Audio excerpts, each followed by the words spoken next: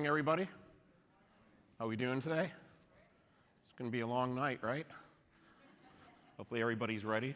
I do want to thank our AV guys over there, so I can use the laser because I was playing with it earlier. Thank you. Really appreciate you. Also, just a tremendous thank you to our team and our staff. Really just grateful for the work each and every one of you have put in. Special call out for Shea Salvato, who's taken over as our content producer. She's back there, by the way.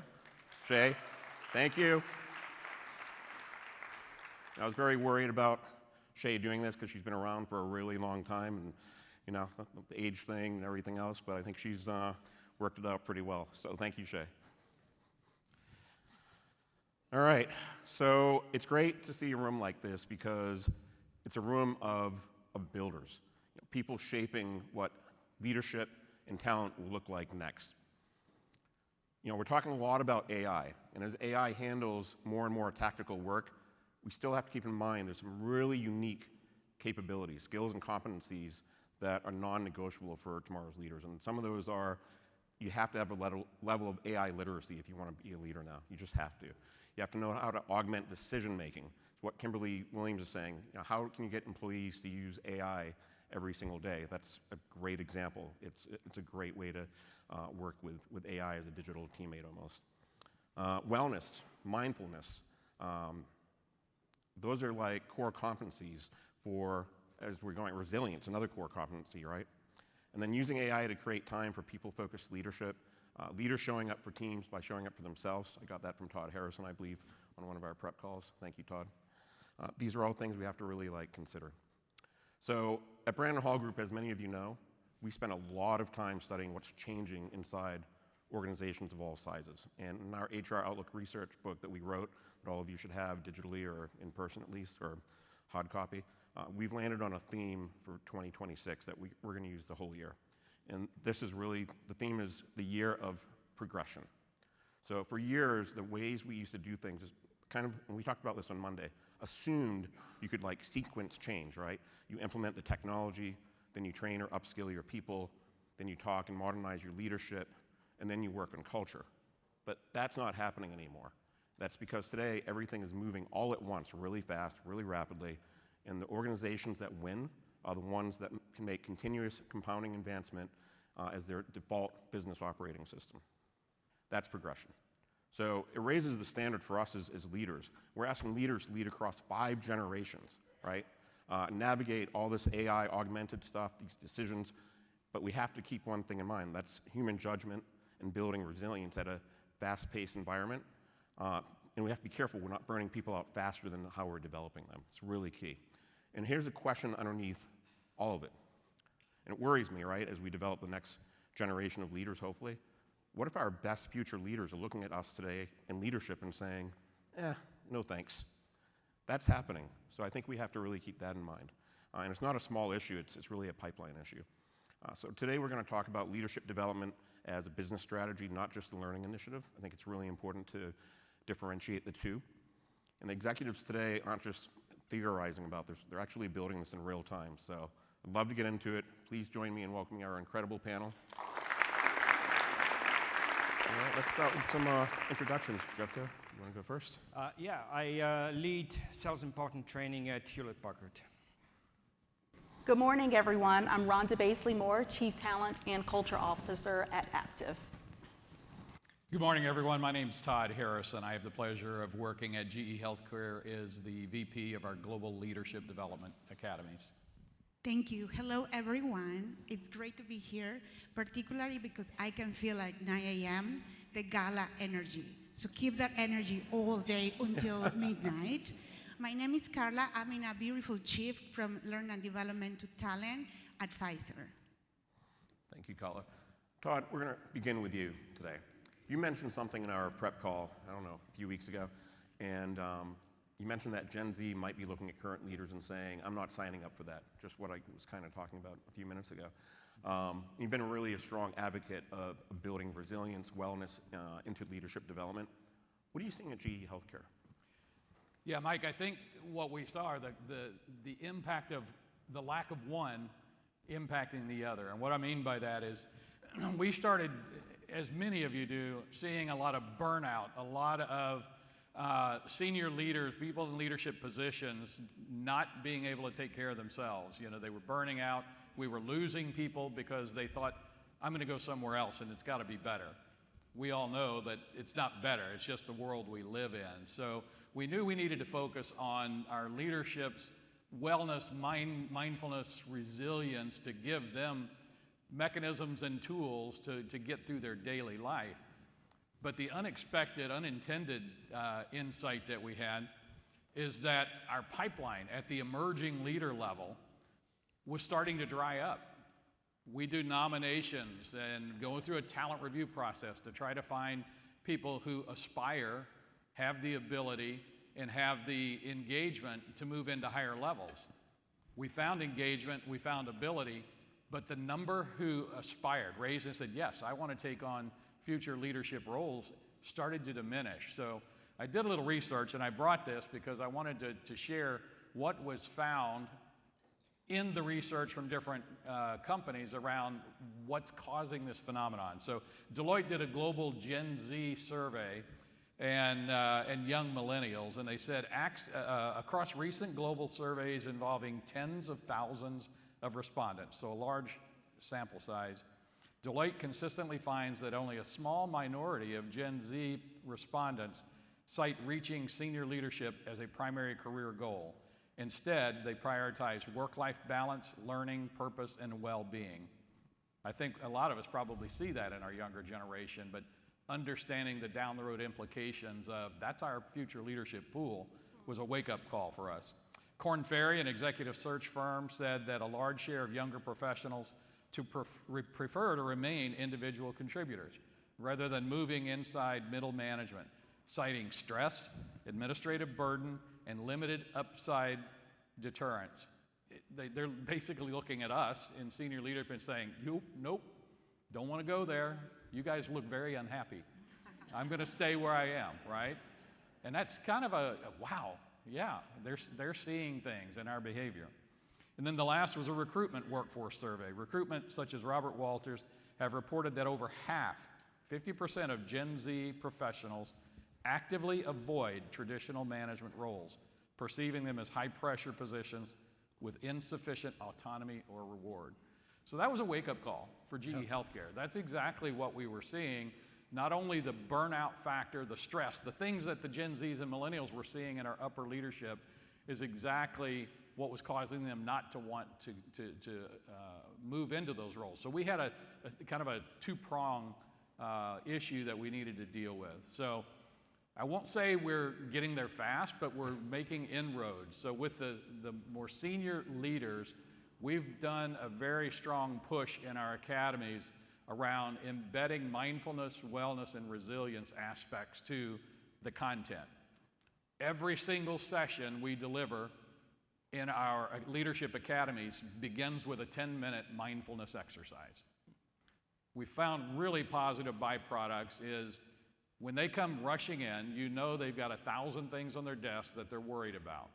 And we found taking that 10-minute break, we use the Calm app. It's nothing really difficult. We just project it, have them do 10 minutes of body scan, breathing, and at the end, collectively across the group, when I say, how are you feeling?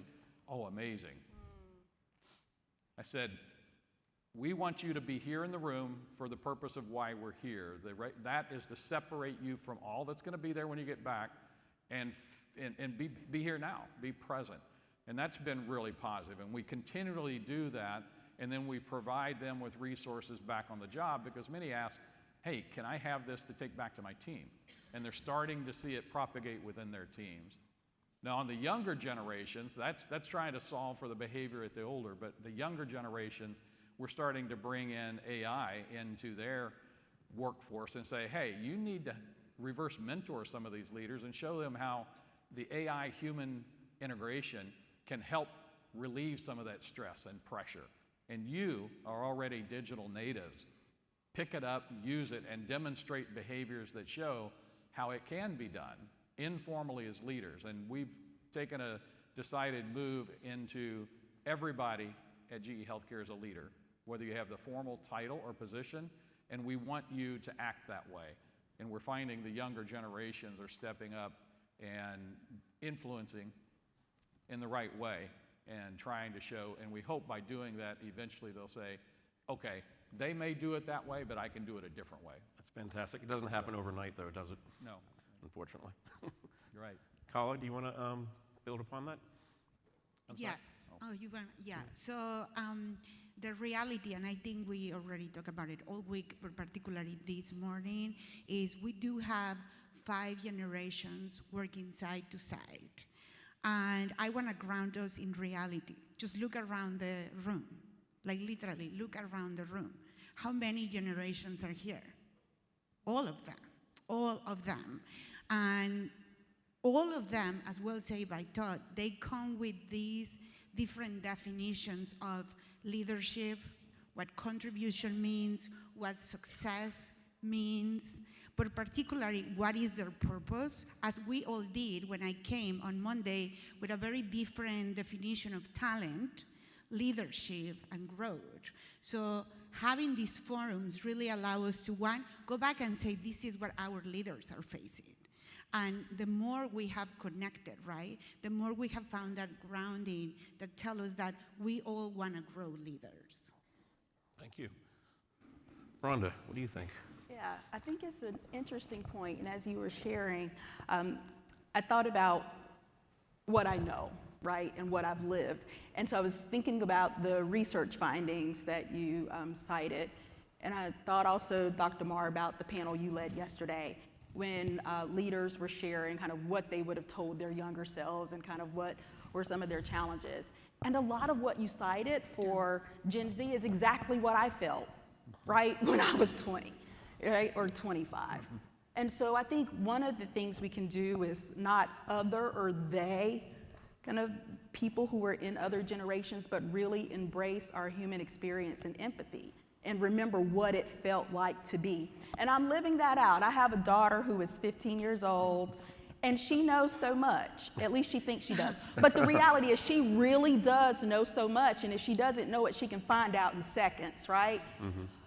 And so I'm thinking about, well, what does that mean for future leaders? And that's why I love this panel, because this is deeply personal to me. This isn't just about leadership in the workplace. It's about leadership in our homes, leadership in society. And so I think that when we look at individuals who really do have access to so much information, what do they not yet have? And so I think about building out curiosity, all of these things that we've been talking about with human intelligence and human-centered leadership. I think about building out things like empathy. How do you build followership? Not just likes online, but people who genuinely will go all in with you when you're leading a transformation. I think about how do you build community collaboration and help people to feel safe when they're engaging with you. And there's so much to learn, I think, when we look across the generations. So I appreciate you bringing that up. I'll say that one of the other implications of this is listening regularly. So one of my calls to action for this group of leaders is to let's not lean into some of the stereotypes around generations. What if we really cut our data, looked at our employee experience data?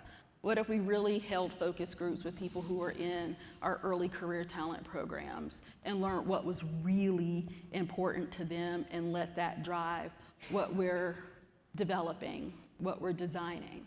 And that's something that my team is leaning into. I've got Ramia Vasanth, who leads employee experience at Aptiv with me today, and she leads us in a regular listening rhythm across the organization. And Adonica Black, who leads all of our leadership development programs, including early career talent, because guess what? That's leadership development too. So I'm really excited about the conversation today, Mike. Thank you. Fantastic. Thank you. Jebko. My only addition, a lot of smart things have been said by very smart people, but my only addition is in the context of sales. It's really interesting to observe, salespeople and sales leaders from, the baby boomer generation or compared to somebody who is kind of just coming into the workforce, how they sell and what resonates with them, how they connect with customers is very different sometimes. But they also need to be able to, sales leaders need to give them space to do the things the way they want to do them. For example,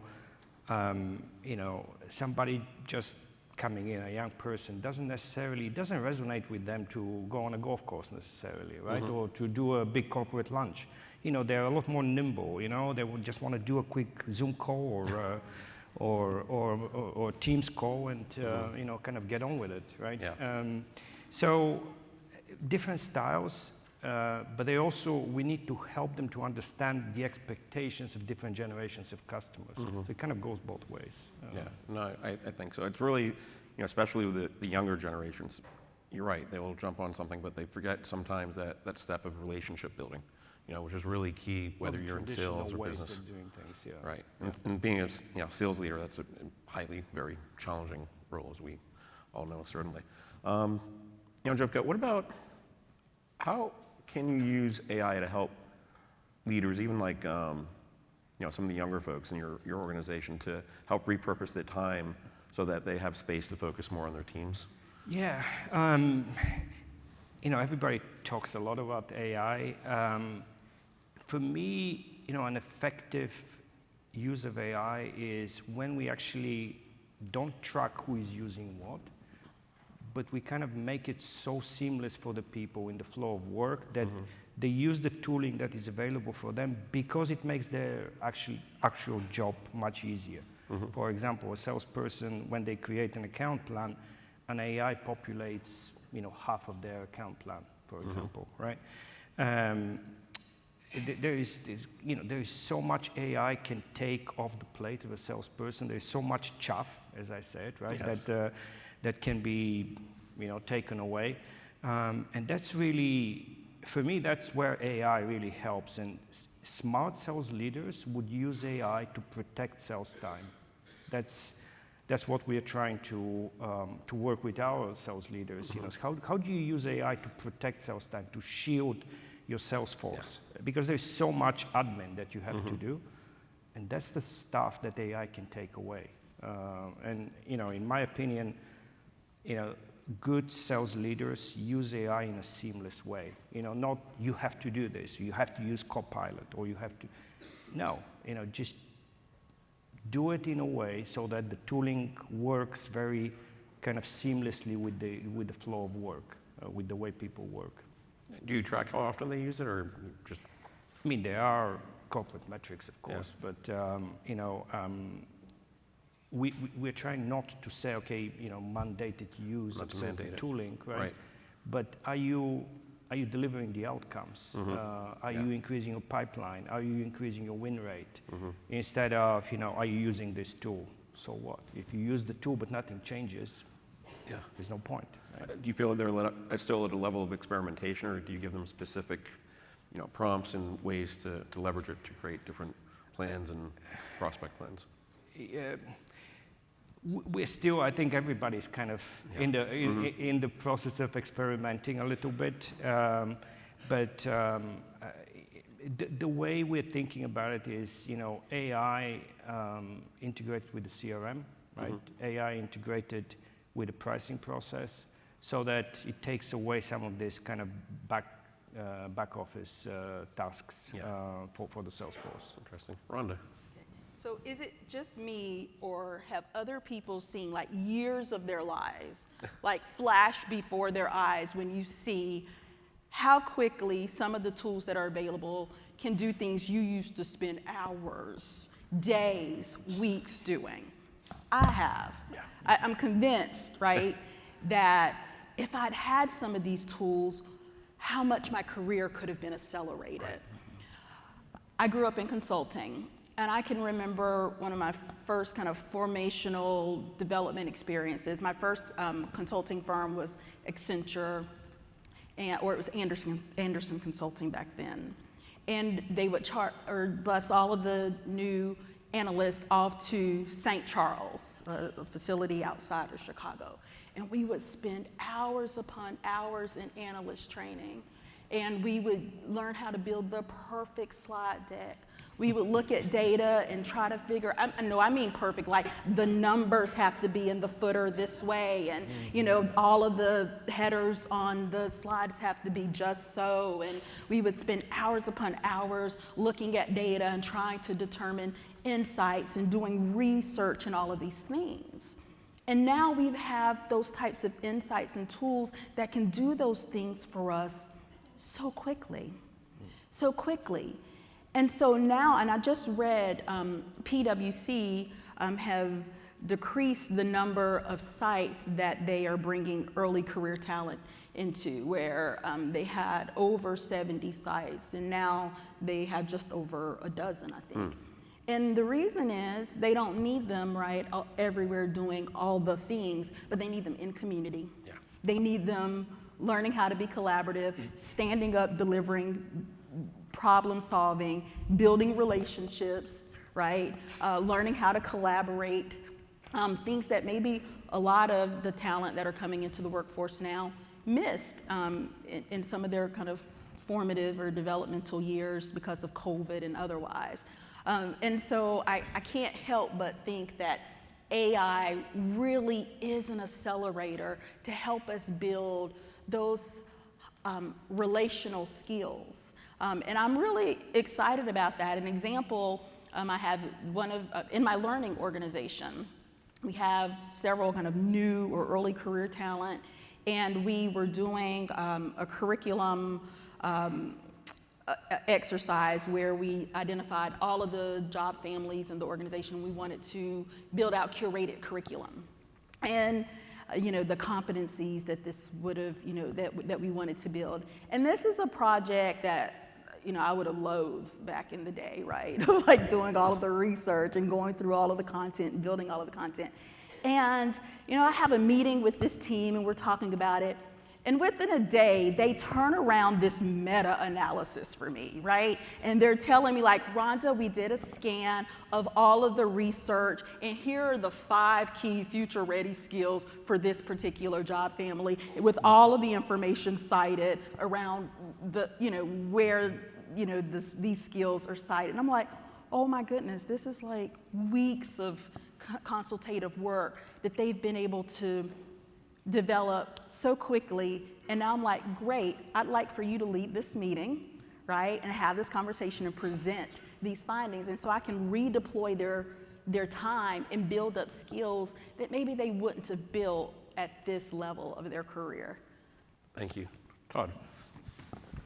Yeah, the one thing I find that in our company, GE Healthcare, this whole AI is just, it's so ubiquitous in the conversations and in everything we're looking at, and all the vendors we talk to, you know, it's all about AI. And what we're trying to do is balance the focus between where is the AI human interaction, the connection, without going too far, and getting past the resistance that social media and the news have generated around beware of your jobs, right? Your jobs are going to be overtaken. And I think that's created some real resistance and friction in some of our organization around, I don't want to do that because that means they don't need me anymore. And I've heard that language directly from a few people.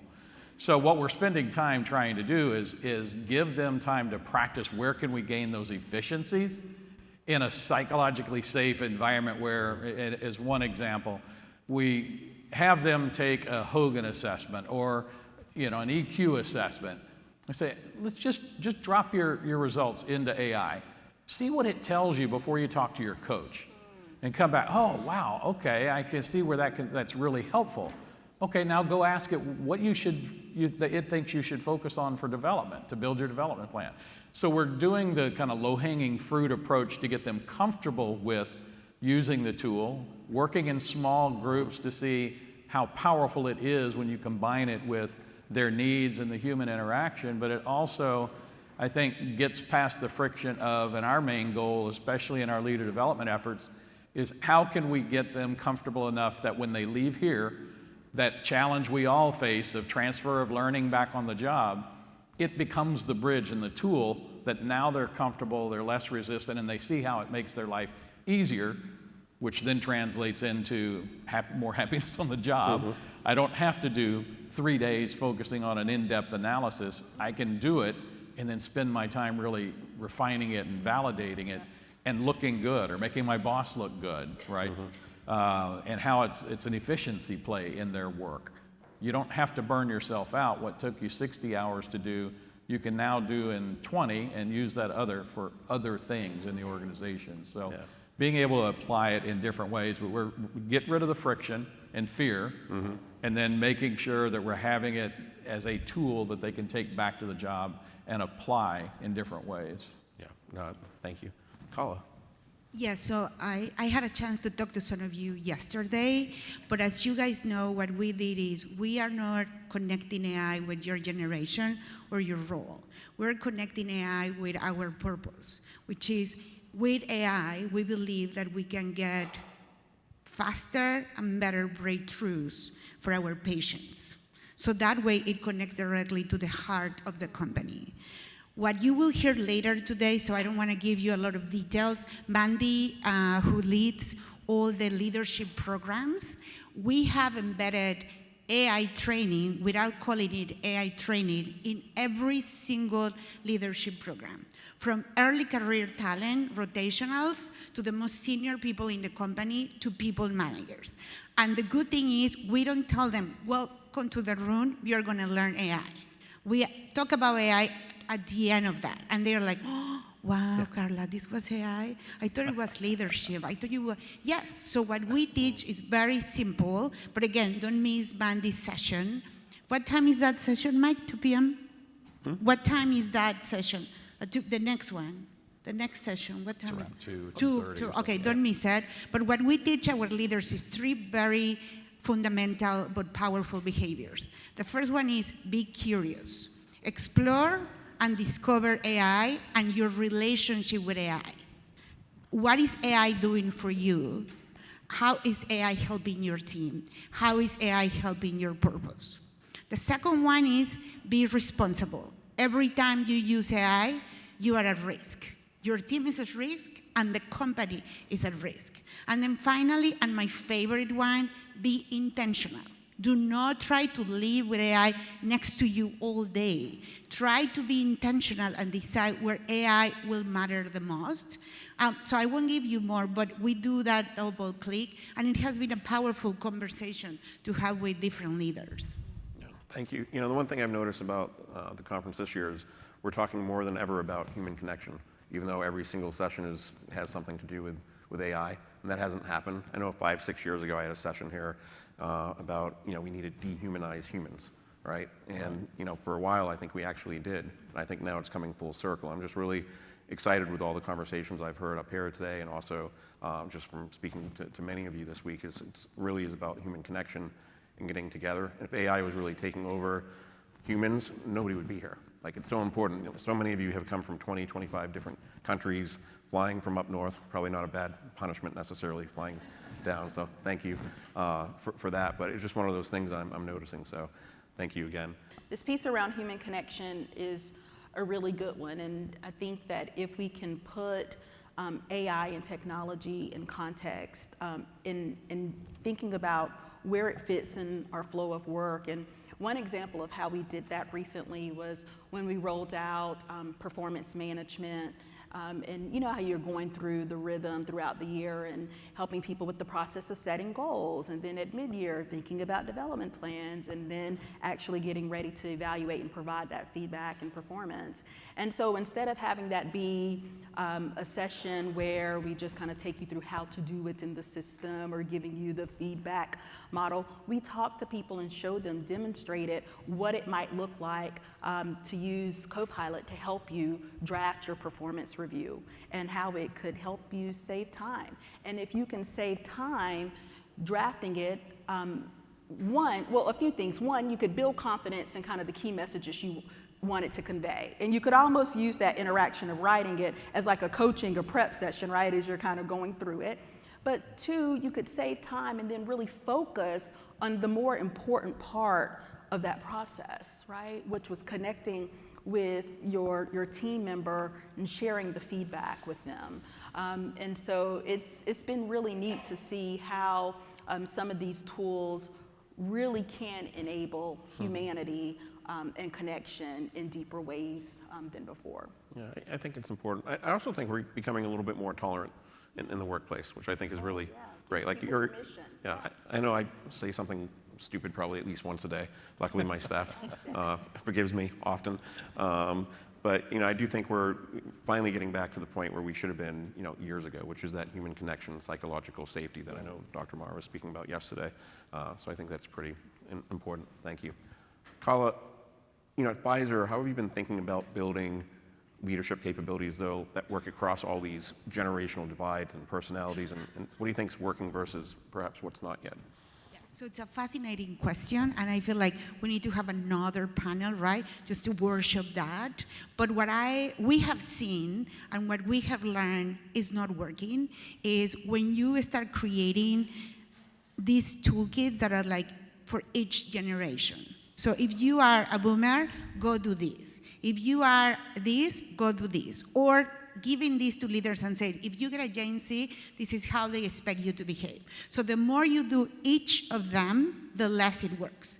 The other thing I have seen that is not working is when you said, okay, I got you, you have 5 generations, here is how you should work together. So you tell the team how you do it. You should open the meeting and say, that thing, it doesn't work. Why it doesn't work? Because it creates silos. You're already telling them they are not the same. They are already leveraging the differences. So it creates stereotypes. But also, the primary driver of those frameworks is that age is the way we work, which is not true. I don't work based on my age. I never thought about it before. I work based on what I believe. So I will recommend that we don't follow that. What I have seen is working is when you do things at different levels. So think about the micro level. That leader that really brings to the conversation with his team or her team habits that acknowledge that he or she has 5 generations in his team. But he's not going to say, okay, now the Gen Z, what do you think? He's just going to listen. So this leader with these small habits that truly recognize that everyone is different, so he understands what is the best way to work together, right? Are you guys doing that? The micro, you are equipping your leaders with that? Well, that's not enough. If that leader then goes to a meeting with his team and they start like, what are you, a Gen Z? Oh my God, you're too millennial. Trust me, those small habits, he will need to change it. So at a team level, what we can do better is creating these internal spaces when people move away from the work and really step out from the burnout and say, what are we doing? What is in our minds? What do we care? But most importantly, when they come together to say, what's common? What is good about us? Look at us, right? We all believe in growing leaders, and we work for different companies, and we truly just met. That is the team level, that leader to leader talking to each other about what is shared. And then at a macro level, and honestly, my favorite is when you stop thinking about competencies and you move about identity. Because competencies, and we all know it in this room, they help you and they will tell you what is the work you are going to deliver. That's it. It's competencies, it's the work you are going to deliver. If you do a double click in identity, what you truly get is how do you think? How do you make decisions? What do you do when everything around you is fragmented? But honestly, it's the most difficult shift because it takes time for you to have it. And if you don't have an identity for your company and your culture, it's going to be more difficult for each of the people sitting in a room with different generations to find it. So in summary, what is working is when you truly focus on the human as not age, but what do they bring to the table? How do they manage the burnout? And what do they have in common with your company, your organization, and your leaders? Thank you. Todd. Yeah, I want to tag off of something you said, Carla, a couple things there. I agree, the siloing and pigeonholing of generations works counter. Yes, there are differences, but in the flow of work, what we see what that happens the best is if you have 5 generations, you have the senior leader, typically is the older generation and has a perspective on life and work. Each one of those generations has that. So to start to blend it together without it being so overt, well, you need to understand them and them you. We're trying to work with our leaders to say, bring them in as flies on the wall to see a day in the life in your work. When you get done with the conversation, the meeting, debrief with them. What did you hear? And automatically that different generational view and perspective comes out. Now, obviously the leader has to be willing to listen to that, but it really increases their, oh, wow, I didn't hear that, right? Because they're all listening with different ears and different perspectives as they go into those different meetings. And it's not so structured and formalized that, okay, we're going to pair a boomer with a Gen Z and see what happens. Yeah, exactly. Could be interesting, but it's really learning around the essence of belonging, diversity, inclusion generates broader perspectives, new insights that you wouldn't necessarily see. So trying to integrate the generations. I'm a boomer who wants to be a Gen Z. I love their zest for life and what they want to do, and they can jump in an old Volkswagen van and work from anywhere. That sounds like nirvana to me, but I appreciate it. And we're kind of going back to an old concept of reverse mentoring. Yes. Signing up the generations to say, and it goes both ways. I've learned more from a Gen Z mentee that I've been working with for about 15 years. He's teaching me more now than I ever can give to him. And I think that's where we start saying, let's break down those labels and stereotypes and just figure out how to bring them together for a broader perspective and view. And work together. No, it's really important. I know I learn a lot from our folks across 5 generations daily, so Yeah. I'm grateful for that too. Rhonda. Carla, I love what you said, that, when we're working, it's not because of what's driving us isn't our generation or our age. It's typically the common purpose of the organization, the mission, the purpose, or the values, right, around kind of how we work. And so this idea around values-based leadership, I think, is so important.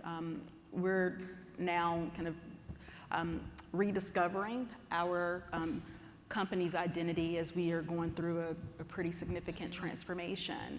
And one of the first things we sought to do was listen, because one of my kind of fundamental principles is that everybody must have a voice. People must feel heard, and we must create psychologically safe spaces for people to share their inputs. And so to start off rediscovering what our if and how our identity is changing, we started out with listening sessions, right? And we were super intentional about how we built this list, right? And we wanted to make sure that we had people who were at various career levels, who were from various geographies, who were from different parts, segments, functions of the business.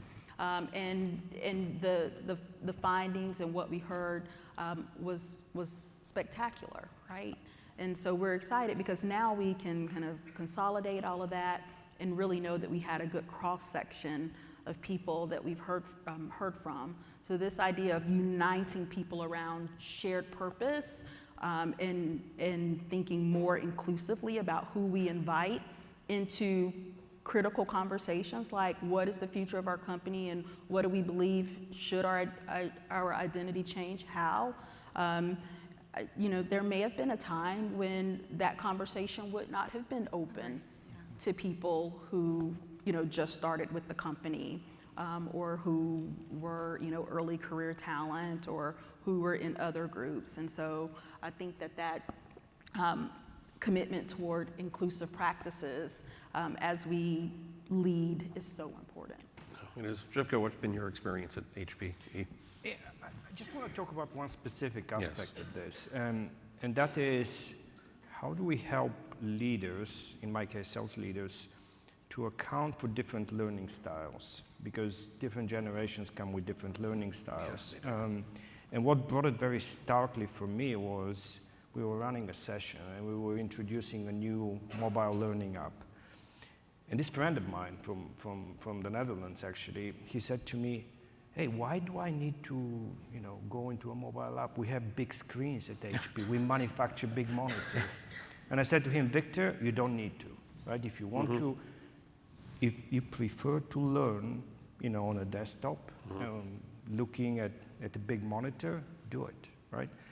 But we want to account for different styles. And this is what we're trying to, in our corporate learning programs, sales learning programs, there are certain things that salespeople have to do, right? So there is certain mandated training or AI coaching practices and so on. But how you do it, do you consume some of this content online? Do you consume it via mobile app? Or do you actually engage with AI in AI coaching scenarios?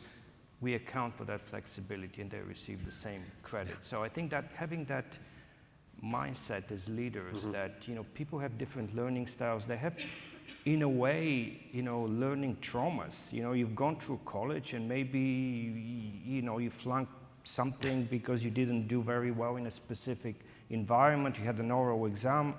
Maybe we take that out for that person specifically, right? And meet them where they are in terms of the learning styles. Yeah, we've done some learning preference audits before as part of our research, and it's interesting. You want, some people prefer learning in a variety of ways, blended learning. People like myself, I love to learn by reading, just my natural preference. Other people want to watch short videos, micro learning. Some people want the long path if they want to become certified at something or certified coaching. So it's really fascinating how that works. Exactly. Thank you. So Kala, the leadership approach that a lot of us have grown up with in the past, it was built for hierarchy, stability, predictability. But you also mentioned Pfizer's work with AI. And I know you've been recognized for this innovation in the space. So given that world leaders are operating in now, what do you believe has to fundamentally evolve in how we develop leaders at the top of the house? Yes. Don't we want to talk about the top of the house? Let's do it. But before we go into what we have done, why don't I ask the group, raise your hand if in the last year your role has required you to hold more. But wait, I'm not asking you about holding more work. I'm asking you if your role required you, raise your hand, hold more complexity, more changes, more pressure, more burnout. Well, we are in the right room then. Thank you. Relax. We're going to get it there. We have the gala tonight. But that is exactly what we are asking the top of the house to hold. They need to hold more, and it's not just work. David said it day one, this transformation of AI for the top of the house require them to lead, role model, learn, transform, and also get the savings. They need to do it all because we are looking up at them. What I have seen that our leaders, they don't need at the top of the house is they don't need more readiness models, right? They don't need more complex leadership models like, here is how you do it with AI. They don't want more tools. What they are looking for and what I have seen is we want to create leaders at the top of the house that can hold more. And again, when I say more is I want my top of the house to hold more ambiguity, to hold more moments when they say, honestly, I don't know. I just don't have the answer. And that means that what they are doing and what they are learning is how to create capacity. And we all know that creating capacity requires the highest level of judgment and the highest level of courage, because when you create capacity, what do? You need to stop something. You cannot keep going with everything you are doing. So if you know how to create capacity and how to ensure others can make room with what matters, that is the biggest shift. That is what I see the top house doing better. The top house should be using AI to create spaces to innovate. The top house should use AI to create spaces to grow. And for us, the work that is there is not to find the best vendors, which we know we have them here, but it's partnering with these vendors to say, how do we teach to coach for growth and space, not for more work? How many of us were like, we're going to take that call, we're going to take that call. Well, we shouldn't. At the top of the house, they shouldn't be taking those calls. They should be creating this space. And very easily, if you want to know if your companies are really developing the top of the house, thinking about capacity and space, just look at the way you promote leaders at the top. Who do you trust to be a leader? Because let me tell you something, that leader that you just got promoted to the C-suite, everyone is watching you. But you know who's also watching that leader? The peers, the people who applied to the job or the successors who didn't get the job, the people that are going to be reporting to that leader. And you know what's going to happen. That leader will then promote the next leader based on what he believes is right, which it may be more work. So my ask, and the same with performance. If your performance process is celebrating people that are doing more work in a faster way, that is what you are creating. That is your top of the house, and that will go down. So my ask to all of us is reimagine what will be different for your organization, your people, and the way they work if we focus more on creating leaders that create spaces. The spaces that matter and that will bring the best capacity to your organization. I love this topic. Sorry, I got excited. Sure. Thank you. So, Jevko, let's talk about newly promoted sales leaders, because I think sales leadership is just sometimes completely different. A lot of times we make the mistake of promoting your absolute best sales folks into a leadership role, and then we wonder why it fails sometimes and why they're miserable all of a sudden having to manage a team of 15 or 20 or more people. You got it. Yeah. Yeah, I mean, the traditional sales pipeline is you're the best sales rep, you become a sales manager. You have a living example with that, right? And what do you do? What you used to do when you were the best sales rep doesn't really apply when you're a sales leader. Now all of a sudden you have to coach your team. You have to actually convince them to do something. And that doesn't work by simply telling them what to do, right? You have to actually coach for the first time. Yes. So I don't think you may disagree, and I would love to have a conversation, but coaching comes more difficult for sales leaders as a skill than compared to many other leaders, like in HR or any other function. There is a natural tendency, because you have to move fast, to tell. Yeah. Instead of coach, is to tell, right? Do this, do that, that's the best way to do it. It does often, it doesn't produce the results that you intend. So one of the, big investments we have for sales leaders is, really spend time on teaching them how to coach.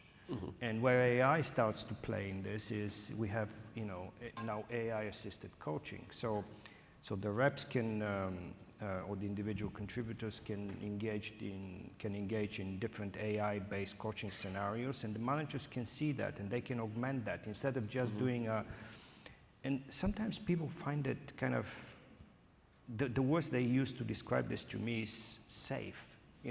I'm engaging with an avatar. It's safe. I can practice. I can do it multiple times. And then the manager can come in, do a little bit additional coaching, commentary and so on. But it's a good example of what we're talking about, AI augmented capability instead of just being, a human-led exercise. The other thing about, newly promoted sales leaders is management of change. We talk a lot, everybody talks about management of change, and often management of change comes down to communications and training. But it's a lot more than that. How do you identify people, where people are on the change curve when you introduce, a new strategy? Who are, the resistors versus advocates and influencers and so on.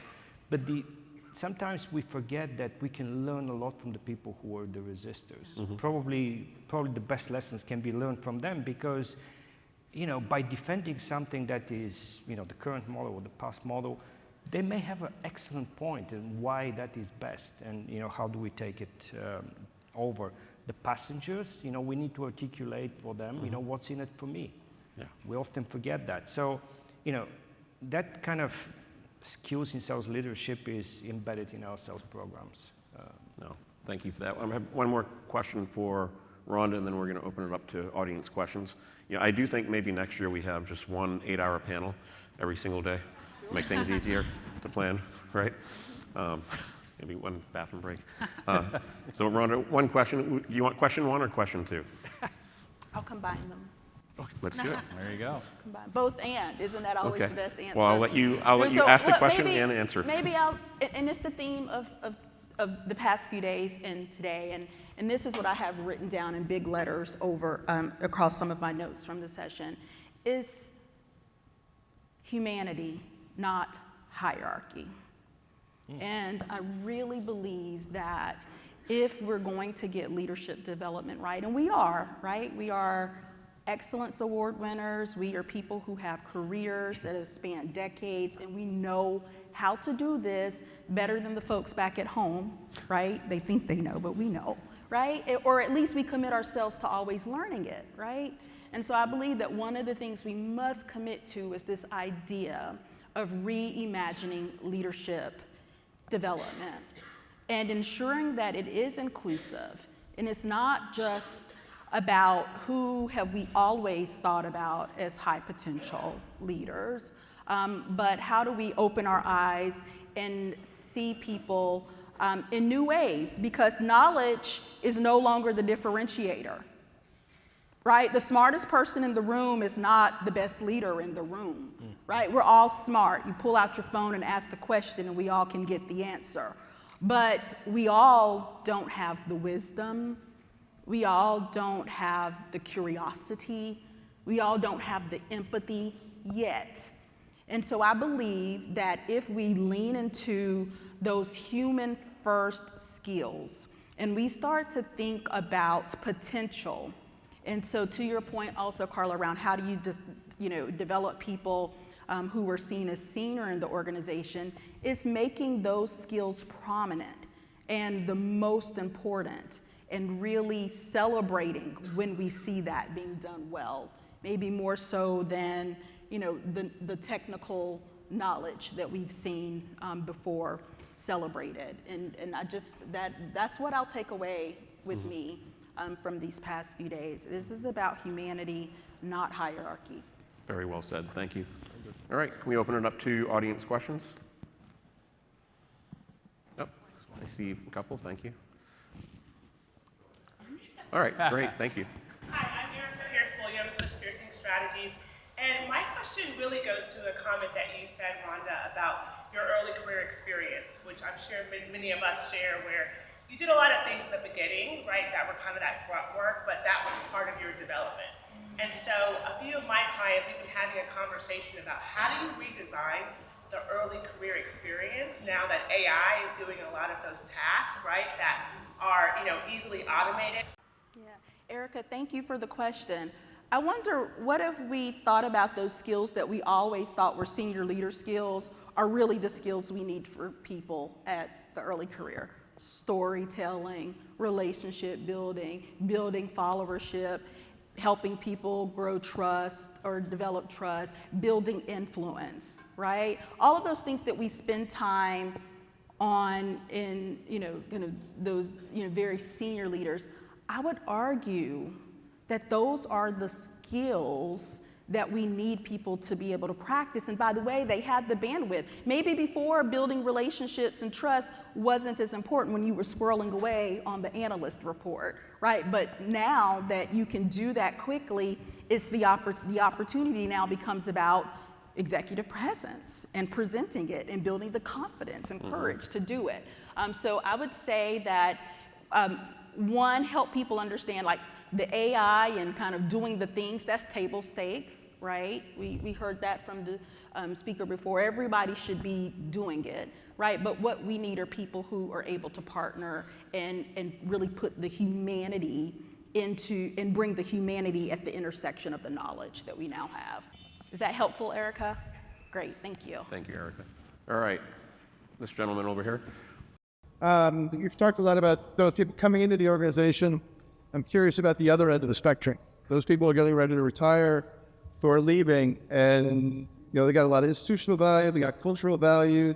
Do any of you have any formal programs dealing with that population and how you're connecting them back to the rest of the organization? But I mean, there's a lot of people who are demographically getting ready to walk out the door, and there's a lot of value to catch up. If there's anything. I can take that. Being in that category, I've always said, for the longest time, when people retire, you say, okay, they're gone. We lose that intellectual knowledge and horsepower they had. But I've always said, okay, this is a bad analogy, but it's the only one I could come up with. They're kind of like the dinosaurs, right? And they're usually called that in some organization. But what happens to dinosaurs? They become fossil fuels and they help fuel us later, right? So how do we find a way to mine into their knowledge after they leave? What I've come up with in a previous company, haven't done it at GE Healthcare yet, is find ways to bring back that alumni as the sage emeritus workers, the leaders, to still give that knowledge that they gained and talk about it from their perspective and keep them involved in a way that still provides benefit. But I'm also thinking about, where can AI come into this? How can we tap into that knowledge and experience that they have and get it into AI so it becomes part of your closed network and can still be tapped into? That may be one of those mind probe things that we haven't invented yet. Maybe at GE Healthcare we can look at that. But I think it's a matter of trying to find ways to keep them involved after the fact, to whatever degree they want to not lose that institutional knowledge, because it is so rich that you don't want to walk away and just let it disappear. Thank you. I mean, I can add to it.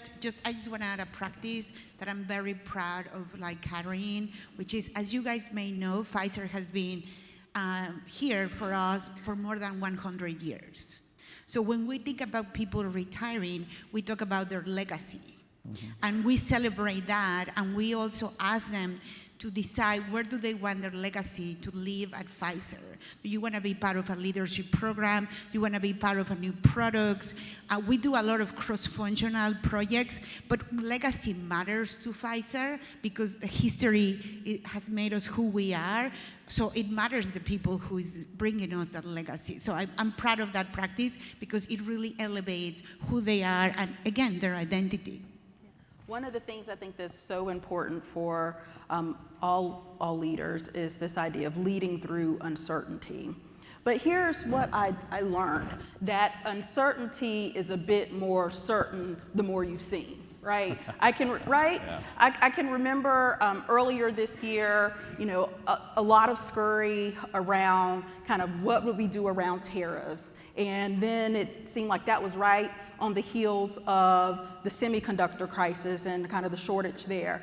And all of this, coming out of, just breaking through COVID. And I remember being on a meeting and, a seasoned colleague, speaks up and says very clearly, like, I can remember Y2K and we were all running around nervous about what that would mean.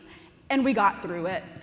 I can remember 9/11 and the just fear that gripped our world, our country, and here we are, we're resilient. And I can remember this, and it was just this point of recounting the past.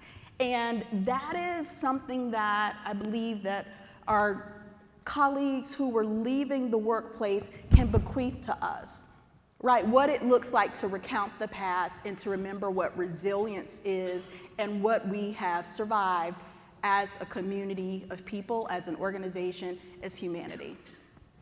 Sense making. We still have time for questions. Ignore the timer because that got started a little sooner. We still have 8-9 minutes. Hi. First of all, thank you so much. I think really enjoyed this conversation and truly relate to this humanity, not hierarchy, that you spoke to.